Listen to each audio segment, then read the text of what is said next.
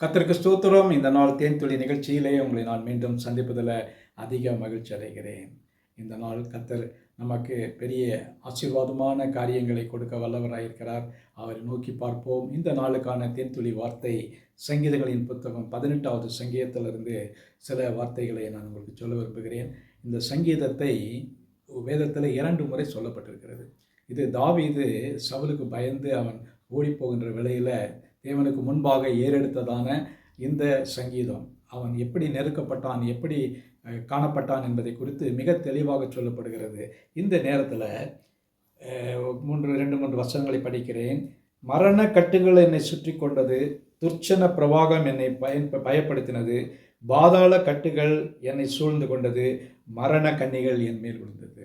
இதை தான் தாவீது ராஜா இந்த சங்கீதத்தில் சொல்லுகிறார். தன்னுடைய அங்கலாய்ப்பை, மனக்குமரலை தேவனிடத்திலே வெளிப்படுத்துகிறார். எனக்கு என்னை சுற்றிலும் இப்படியாக காரியங்கள் என்னை சுற்றி கொண்டிருக்கிறது. இதை தான் யோனா தீர்க்கதரிசி யோனாவின் புத்தகம் 2வது அதிகாரத்தில் பார்க்கின்ற வேளையில் அவர் சொல்லக்கூடியதான காரியம் இதே தான். அவர் மீன் வயிற்றுக்குள் இருக்கும் பொழுது துர்ச்சன பிரவாகம் என்னை சுற்றி கொண்டது, நான் மரணத்துக்குள்ளாக கடந்து சென்று கொண்டிருந்தேன். இப்படியாக இந்த வசனத்தையே எடுத்து பயன்படுத்தக்கூடியவராக இருக்கிறார்.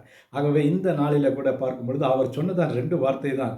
அவர் என்ன சொல்கிறார், நான் இந்த ஆலயத்தை நோக்கி, வசனத்தை நான் படிக்க விரும்புகிறேன்.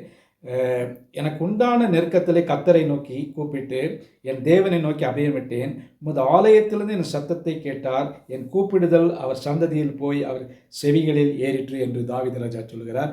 இதையே யோனா 2ஆம் அதிகாரத்தில் 7வது வசனத்திலேயோ சொல்லுகிறார். அந்த வசனத்தை பார்க்கின்ற வேளையில் இதையே ஆலயத்திலிருந்து என் சத்தத்தை கேட்டார் என்று சொல்லப்படுகிறது. பாருங்கள், இது ஒரு நல்ல ஒரு ஆசீர்வாதமான நல்ல ஒரு வார்த்தை.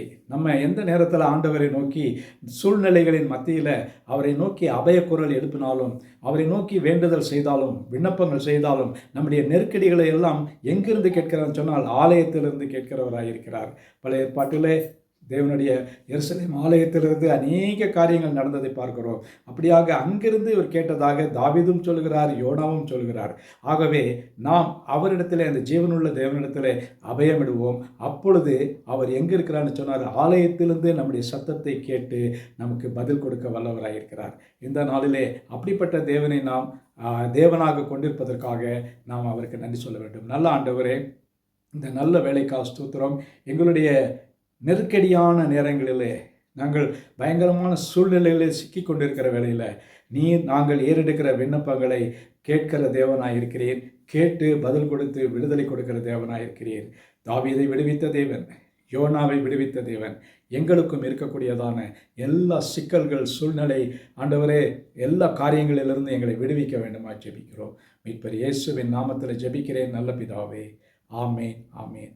கர்த்தர் உங்களை ஆசீர்வதிப்பாராக. இந்த நாள் ஆசீர்வாதமான ஒரு நாளாக உங்களுக்கு அமையட்டும்.